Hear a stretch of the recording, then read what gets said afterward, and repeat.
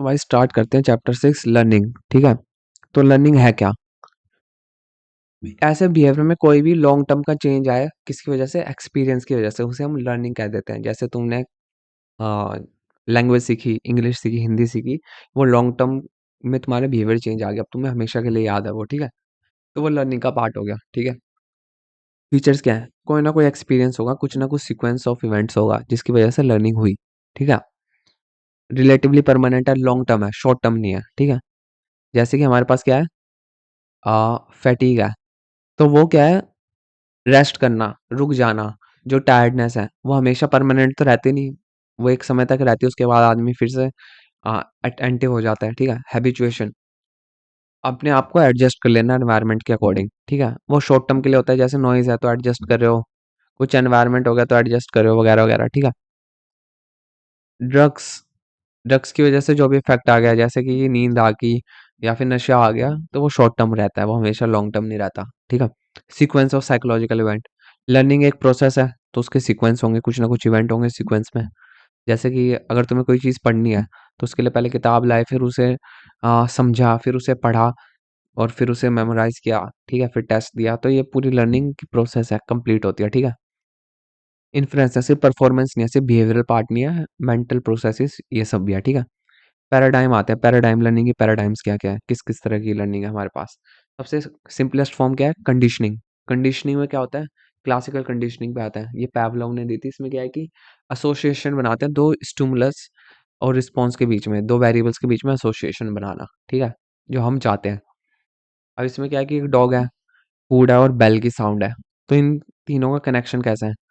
हमें क्या करना है, जो डॉग नेचुरल रिएक्शन देगा फूड के लिए, जैसे कि सैलिवेट करता है वो, ठीक है, वो हम बेल के थ्रू करवाना चाह रहे हैं, तो एसएस लर्निंग होगी। एक स्टिमुलस दूसरी स्टिमुलस को रिप्लेस कर दिया। ठीक है, अब कंडीशनिंग कैसे होती है कि पहले फूड लाए तो डॉग में क्या है, सैलिवेशन हो रहा है, फिर हमने बेल की साउंड जनरेट करी, उसकी वजह से क्या हो रहा है, कुछ नहीं हो रहा, क्योंकि अभी वो कंडीशनड नहीं है। कंडीशनिंग में क्या होता है कि हम बेल की साउंड प्रेजेंट करते हैं और फूड दोनों साथ में प्रेजेंट करते हैं, जिसकी वजह से क्या डॉग सैलिवेट करने लग जाता है। फिर बेल की साउंड भी जब तुम करोगे अकेली, उसी से सैलिवेशन शुरू हो जाएगा, तो उसे हम क्या कहते हैं कि कंडीशनिंग की प्रोसेस इन 3 स्टेजेस पे जाते हैं। ठीक है, अब जो अनकंडीशनल है, मतलब कि जो नेचुरल है, जैसे फूड हो गया, और फूड का नेचुरल रिस्पॉन्स क्या है, सैलिवेशन, तो उसे हम अनकंडीशनल स्टिमुलस और अनकंडीशनल रिस्पॉन्स बोलेंगे। कंडीशनल स्टिमुलस क्या, बेल की साउंड, जो नेचुरल नहीं है, जो हम करवा रहे हैं। ठीक है, जो हम इंटरवीन कर रहे हैं। ठीक है, और कंडीशनल रिस्पॉन्स क्या, कंडीशनल स्टिमुलस पे जो रिस्पॉन्स मिले उसे हम कंडीशनल रिस्पॉन्स बोलेंगे। बेल की साउंड पे सेलिब्रेशन को हम कंडीशनल रिस्पॉन्स बोलेंगे। ठीक है, कंडीशनल रिस्पॉन्स। अब आते हैं हम, क्या डिटर्मिनेंट्स है भाई, स्टिमुलस है, उनका कोई पैटर्न होगा। ठीक है, किस तरीके से प्रेजेंट करते हो, तो उसके बेसिस पे हमें 4 टाइप मिले, कंडीशनल स्टिमुलस और अनकंडीशनल स्टिमुलस। ठीक है, फॉरवर्ड कंडीशनिंग क्या क्या होता है कि पहले बेल की साउंड आई, उसके बाद फूड आया, पहले बेल की साउंड और उसके बाद फूड। ठीक है, ऐसे एसोसिएशन बना रहे हैं।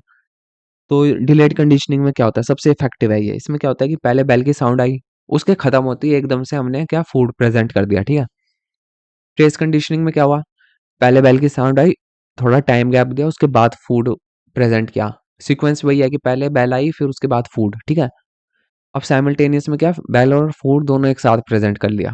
ठीक है, अब आते हैं बैकवर्ड कंडीशनिंग में। इसमें क्या होता है कि पहले फूड प्रेजेंट किया, उसके बाद बेल बजाई। काफी रेयर है, इसमें काफी रेयरली एसोसिएशन बनता है। ठीक है, अब कितने टाइप के अनकंडीशनल स्टिमुलस हैं, या तो पॉजिटिव होगा, प्लेजर देगा, सेटिस्फेक्शन देगा, नीड सेटिस्फाई करेगा, फूड, ड्रिंकिंग वगैरह वगैरह, ईटिंग। ठीक है, ये सब आगे।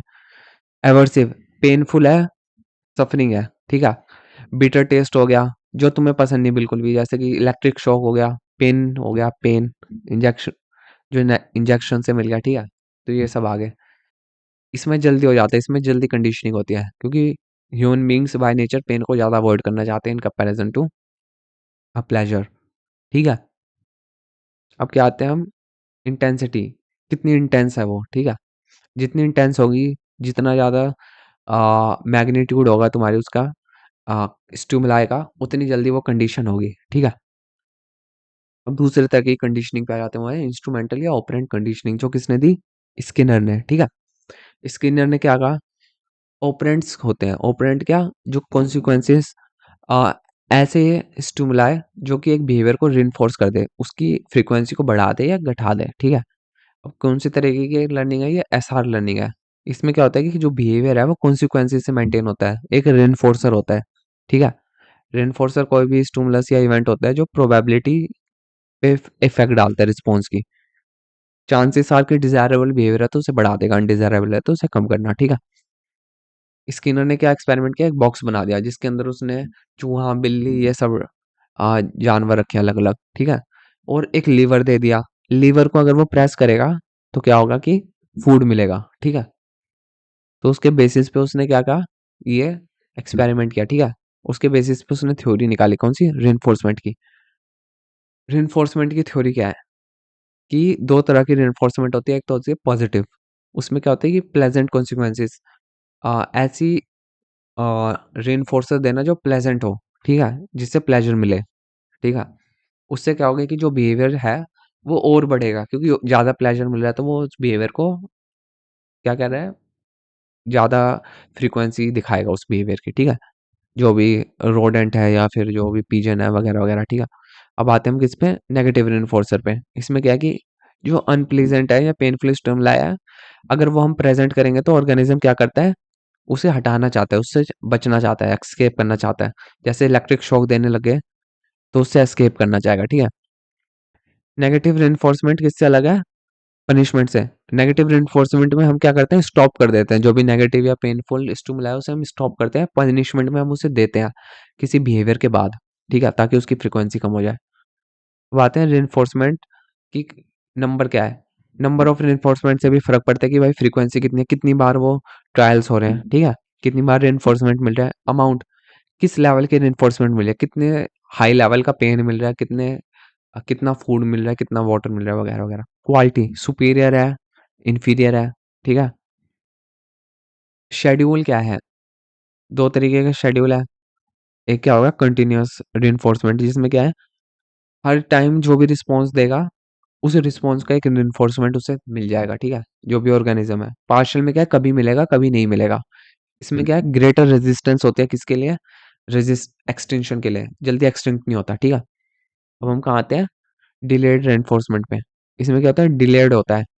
रिइंफोर्समेंट का लेवल अगर तुम रिस्पॉन्स ना दो उसे, एकदम से रिस्पॉन्स के बाद, मतलब कि उसे रिइंफोर्समेंट ना दो रिस्पॉन्स के बाद, तो क्या होता है, परफॉर्मेंस इतनी ढंग की नहीं आती, ठीक है? अब क्या आते हैं हम क्लासिकल कंडीशनिंग और ऑपरेंट कंडीशनिंग के डिफरेंस में।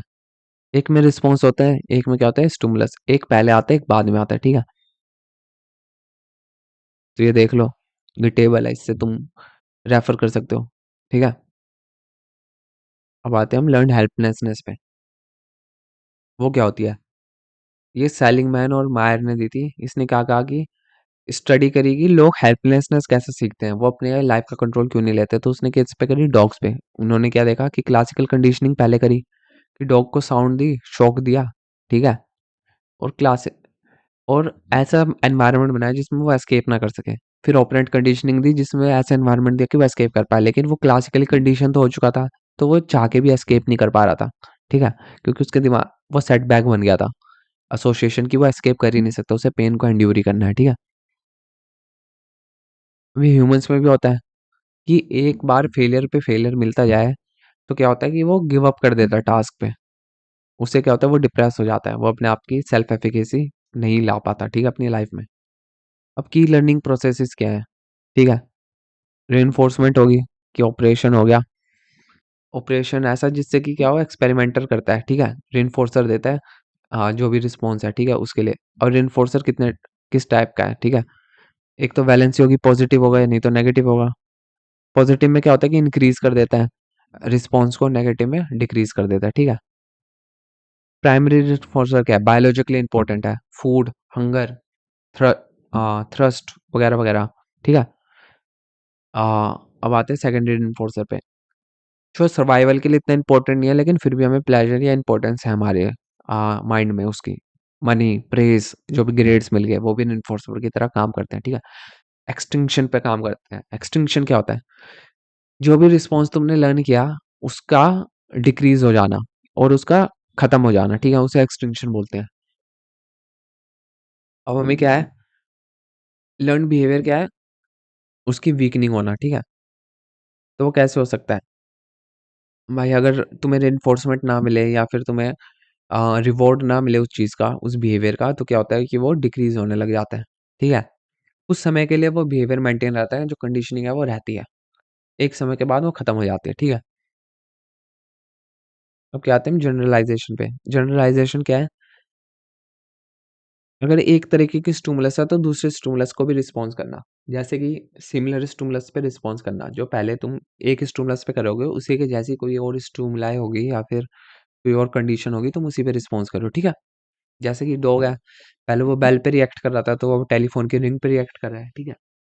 इसे जनरलाइज़ेशन बोलेंगे। डिस्क्रिमिनेशन, एक पे रिएक्ट करना, दूसरे पे रिएक्ट ना करना, क्यों? क्योंकि डिफरेंट स्टिमुलाई डिफरेंट होती है, तो ये रिकॉग्नाइज़ करना, इसका डिफरेंस पता लगाना, ठीक है? स्पॉन्टेनियस रिकवरी, एक बार एक्सटिंक्शन हो गया, अगर तुम फिर से एक समय के बाद वही क्लासिकल क्या कहते हैं, कंडीशनल स्टिमुलस दोगे, तो वो फिर से रिकवर करने लग जाता है। क्या रिकवर करने लग जाता है? जो रिस्पॉन्स है, कंडीशनल रिस्पॉन्स है। इसका मतलब क्या कि लर्निंग मेमोरी में बैक में रहती है, ठीक है? और लर्निंग एक तरीके से तुम्हारे क्या है, इम्प्रिंट हो गया तुम्हारे माइंड में, ठीक है? तो ये हम इन्फर कर सकते हैं इससे। अब क्या आते हैं हम ऑब्जर्वेशनल लर्निंग पे। ये किसने दी? बेंडियोरा ने। बेंडियोरा ने क्या एक्सपेरिमेंट किया? बोबोडॉल का। इसने क्या कहा कि जो लोग हैं वो कैसे सीखते हैं? वो दूसरों का बिहेवियर देख के सीखते हैं, उसके हिसाब से वो परफॉर्म करते हैं। तो बच्चों के ऊपर एक्सपेरिमेंट किया, उन्हें एक बोबोडॉल पकड़ा दी और एक कमरे में बिठा दिया, और जो बोबोडॉल है उस पे वो दूसरे एक इंसान एडल्ट को देख सकते थे जो बोबोडॉल को पीट रहा था। एक बार प्रेज़ मिली, एक बार नेगेटिव कॉन्सिक्वेंस मिली, तो उसने क्या देखा कि अगर बोबोडॉल पे अगर हमला करने से अगर कोई पॉजिटिव इवेंट हो रहा है, तो अगर बच्चों को बोबोडॉल के साथ छोड़ा गया तो वो उस पे और एग्रेशन दिखाएँगे, ठीक है? तो ये थी उसकी क्या कंक्लूजन। कॉग्निटिव लर्निंग पे आते हैं, क्योंकि माइंड का इन्वॉल्वमेंट क्या है लर्निंग में। पहले तो हमने बिहेवियर का देखा, मेनली बिहेवियर, पेन, प्लेजर वगैरह वगैरह। अब हम क्या आते हैं माइंड पे, ठीक है? तो इनसाइट लर्निंग कि सॉल्यूशन का एकदम से प्रॉब्लम प्रॉब्लम का एकदम से सॉल्यूशन अपीयर होना, ठीक है? उसे हम क्या कहते हैं? इनसाइट, ठीक है? तो ये किसने एक्सपेरिमेंट इस पे किसने किया? कॉलर ने क्या कहा कि जो चिंपैंजी है उसे पॉल या बॉक्सेस दे दिए और ऊपर बनाना टांग दिया एक हाइट पे। तो वो चिंपैंजी ट्राई करता रहा लेकिन नहीं कर पाया। एकदम से उसे आइडिया आया, उसने जो बनाना है या जो क्या है बनाना को रीच करने के लिए जो पोल या क्या है बॉक्सेस का यूज कर लिया, ठीक है? तो उसे इंसाइट कहते हैं कि जो एकदम से ट्रायल एंड एरर पे काम ना करे, एकदम से इंसाइट आए, ठीक है? कनेक्शन देखना चीज़ों के बीच का, तो उसे हम क्या कहते हैं? Insight learning. लेटेंट लर्निंग, ऐसी लर्निंग जो होती रहती है लेकिन हम उससे कॉन्शियसली अवेयर नहीं है।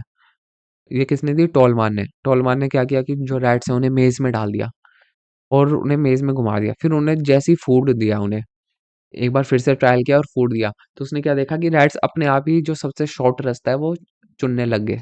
इसका मतलब उन्हें रास्ता पहले से ही पता था। तो इससे हमें क्या पता लगी कि एक कॉग्निटिव मैप होता है, मेंटल रिप्रेजेंटेशन होता है लोकेशन का, चीज़ों का अपने आस-पास, जो हम कॉन्शियसली तो यूज़ नहीं करते, लेकिन अगर कंडीशन ऐसी आए कि हमें यूज़ करना पड़े, तो वो सारी चीज़ें हमारे क्या होती है, सबकॉन्शियस से कॉन्शियस माइंड में आ जाती है, ठीक है? अब हम क्या है वर्बल लर्निंग पे, लैंग्वेज की लर्निंग, ठीक है? ये ह्यूमन बीइंग्स यूज़ करते हैं, सोचने के लिए लैंग्वेज का यूज़ करते हैं, ठीक है? क्योंकि ज़्यादातर हमारी थॉट प्रोसेस लैंग्वेज में होती है। अगर लैंग्वेज ना हो तो तुम्हें ये भी समझ नहीं आएगा कि साइकोलॉजी की डेफिनेशन क्या है। बिना लैंग्वेज के कैसे बताओगे? कैसे पॉइंट आउट करोगे? तो जो भी मेन हाई लेवल की थिंकिंग है वो किसमें हो रही है? वर्ड्स में, ठीक है? अब हमारे पास लिस्ट ऑफ वर्ड्स हो गए, एक फ़ैमिलियर है, एक अनफ़ैमिलियर है। तो अगर हमें नए तरीके के वर्ड यूज़ करने हैं तो उसके लिए हम कौन-सा मेथड यूज़ करते हैं? हम क्या करते हैं? Pair associate.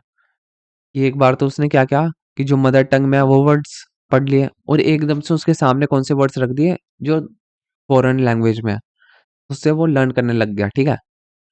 पेयर एसोसिएशन बनाने लग गया कि जैन है तो लूट है, ठीक है? ये एग्ज़ाम्पल है, ठीक है? सिंपल यही है। सीरियल लर्निंग क्या है? एक लिस्ट ले ली वर्बल आइटम्स की, जो भी आइटम्स हैं उनकी लिस्ट ले ली, फिर क्या कहा कि उसी लिस्ट को सेम ऑर्डर में क्या करो अ, लिखो फिर से। जैसे अगर तुमने कोई लिस्ट दे दी वर्ड्स की, तो तुम्हें क्या करना है, उसे याद करना है और उसे फिर से रिप्रोड्यूस करना है, उसे फिर से लिखना है, ठीक है? तो ये हो गया सीरियल लर्निंग। प्री रिकॉल, किसी भी ऑर्डर में वर्ड्स को यूज़ करो लिस्ट से। वर्ड्स वर्ड की लिस्ट दे दी, अब तुम उसे लर्न करो और किसी भी ऑर्डर में प्रोड्यूस करो। तो इसमें हमने क्या देखा? Serial position effect.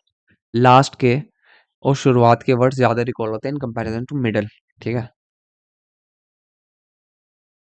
किस चीज़ पे डिटरमाइन होती है वर्बल लर्निंग? लेंथ कितनी है? क्योंकि शॉर्ट टर्म मेमोरी लिमिटेड है तो लेंथ कितनी है?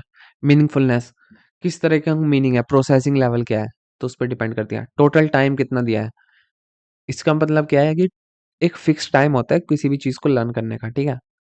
उस टाइम चाहे कितनी ट्रायल करवा लो, उतने टाइम में कोई भी इंसान वो जो भी मटेरियल है उसे लर्न कर सकता है, ठीक है? जितना टाइम लर्निंग को डिवोट किया उतना ज़्यादा क्या होगा? स्ट्रॉन्गर लर्निंग होगी। कैटेगरी क्लस्टर ये किसने दी? बाउसफील्ड ने। इसने क्या कहा कि लोग वर्ड्स को मैनिपुलेट करते हैं नए ऑर्डर में, नई-नई कैटेगरीज़ के अंदर उसे डिवाइड कर देते हैं ताकि मीनिंगफुली वो लर्न कर सकें, ठीक है? तो एक 60 वर्ड्स दे दिए और 15 वर्ड्स हर एक कैटेगरी के थे, तो उन्होंने लोगों ने कैटेगरी वाइज़ उसे डिवाइड करना शुरू कर दिया उन वर्ड्स को ताकि वो आसानी से रिकॉल कर सकें, ठीक है? अब हम क्या आते हैं कॉन्सेप्ट लर्निंग पे। कॉन्सेप्चुअल लेवल पे क्या लर्निंग होता है? कॉन्सेप्ट क्या होता है?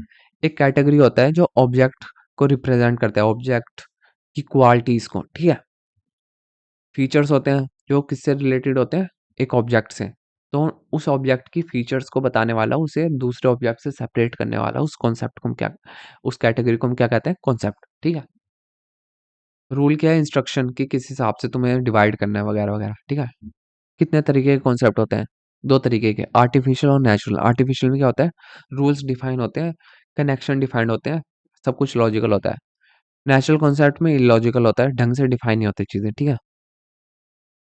कंजक्टिव रूल होता है, कॉन्सेप्ट में अप्लाई होता है, रेलेवेंट फीचर होता है, ठीक है?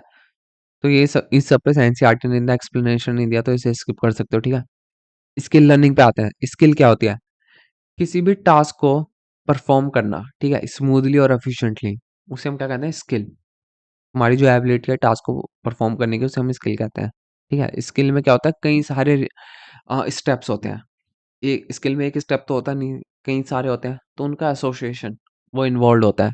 जनरली मोटर होती है, मोटर रिस्पॉन्सेस इन्वॉल्व होती है, ड्राइविंग होगी, अ, जो म्यूजिकल इंस्ट्रूमेंट बजाना हो गया, वगैरह-वगैरह, स्पोर्ट्स प्ले करना हो गया, तो ये सारी स्किल के अंडर काउंट हो सकती हैं, ठीक है? 3 फेजेस हैं स्किल एक्विजिशन की, जो किसने दी? फिट्स ने।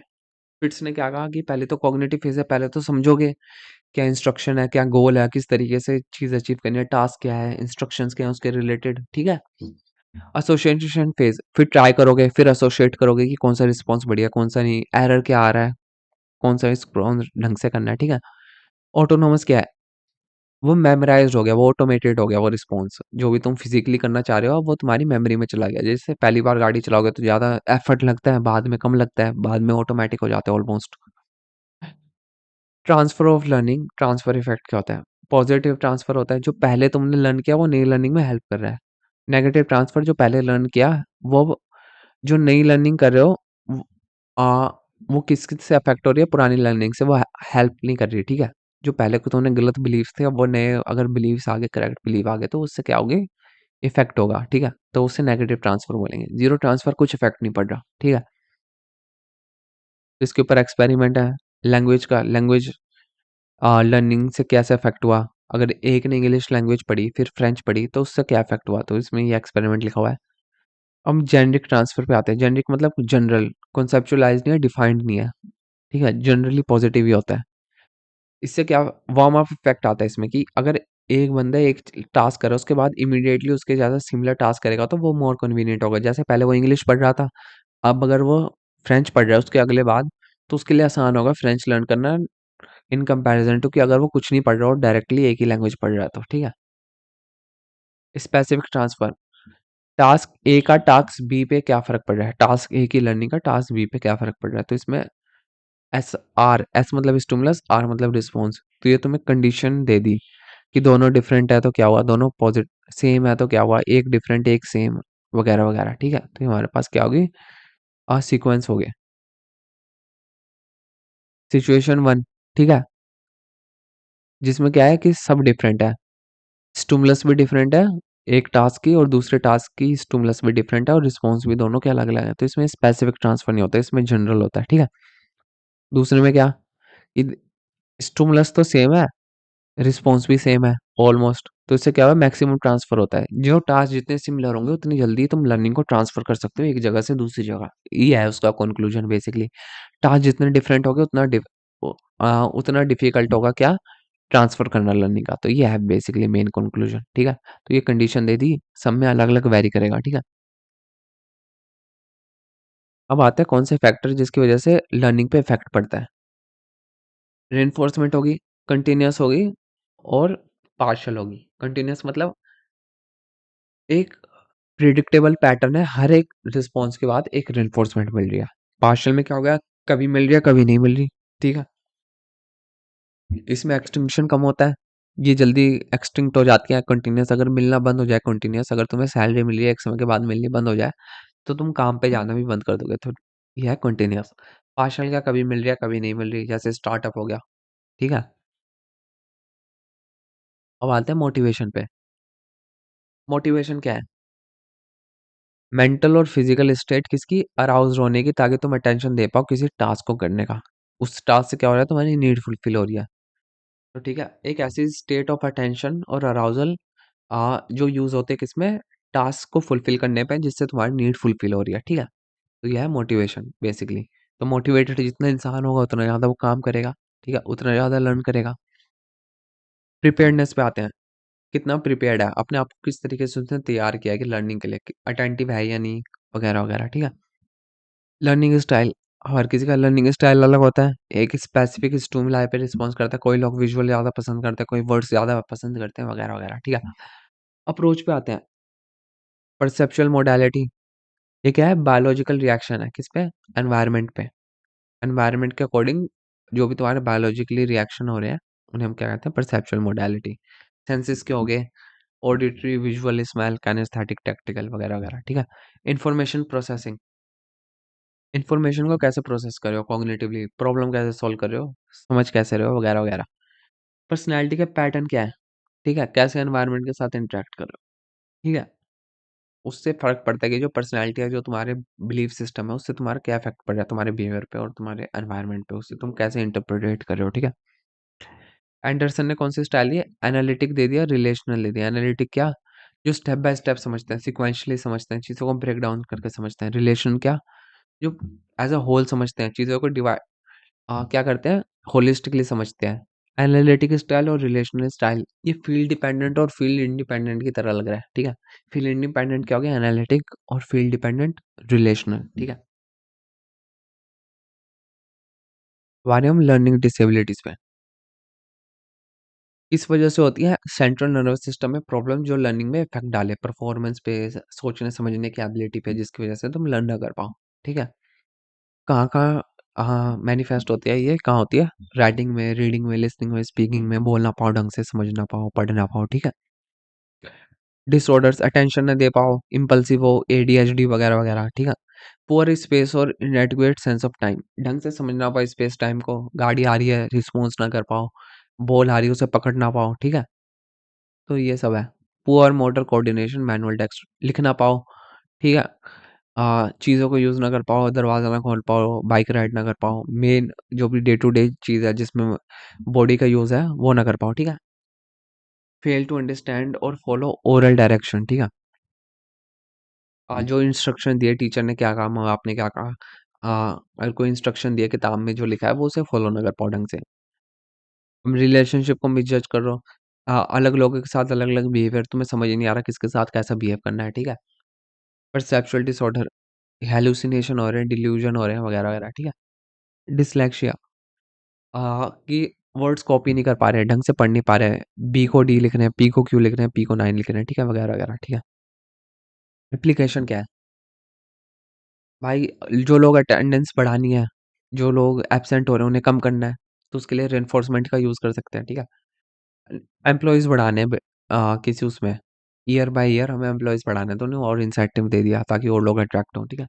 एक्सटिंक्शन का यूज़ कर लिया, कि जो बेकार के बिहेवियर है उन्हें एक्सटेंड करना, अ, जो एडिक्शंस है उन्हें कम करना। इम्प्लोसिव थेरेपी हो गया, इसमें क्या कि जो भी इंसान फोबिया वगैरह है, उसके लिए हम क्या कहते हैं, उन्हें मोस्ट फियर्ड फॉर्म में क्या कॉन्टैक्ट में ले आए, एकदम से वर्बल डिस्क्रिप्शन, वगैरह वगैरह, हिप्नोसिस में इम्प्लोसिव थेरेपी बोलते हैं। फ्लडिंग में क्या, उसे ऐसी जगह ले जाए जहाँ वो अपने फ़ियर को फेस कर सके, ठीक है? एकदम से। सिस्टमैटिक डिसेंसिटाइजेशन, धीरे-धीरे उसके फ़ियर को कम करना। एवर्जन थेरेपी, जो भी नेगेटिव चीज़ें जैसे अल्कोहल हो गई, ड्रग्स हो गए, स्मोकिंग होगी, उसे नेगेटिव स्टिमुलाई के साथ कंडीशन करना ताकि वो एवर्जन जनरेट हो जाए। किसके अंदर? जो भी पेशेंट है, ठीक है? बायोफीडबैक, बायोफीडबैक क्या है? कि अपनी बॉडी के फंक्शन का कंट्रोल करके अपने आप को रिलैक्स करना, ठीक है? साँस किस तरीके से ले रहे हो तो उससे अपना क्या है, वो कम करना है, अम, एंग्ज़ायटी को, ठीक है? तो अपनी ब्रीथिंग रेट को कंट्रोल करके अपनी एंग्ज़ायटी को कंट्रोल करना, ठीक है? अब जो टीचर है वो रोल मॉडल कर सकता है, तो बच्चे ऑब्जर्वेशनल लर्निंग कर सकते हैं उससे, ठीक है? फॉलो कर सकते हैं उनका एग्ज़ाम्पल। तो पेरेंटिंग है, पेरेंटिंग में भी जो माँ-बाप हैं वो ढंग से यूज़ कर सकते हैं, बच्चों को कौन-सा बिहेवियर उन्हें रिवॉर्ड करना है, कौन-सा पनिश करना है, ठीक है? तो ये हमारे पास हो गया एप्लीकेशन लर्निंग के, तो इसके साथ हमारा चैप्टर खत्म होता है।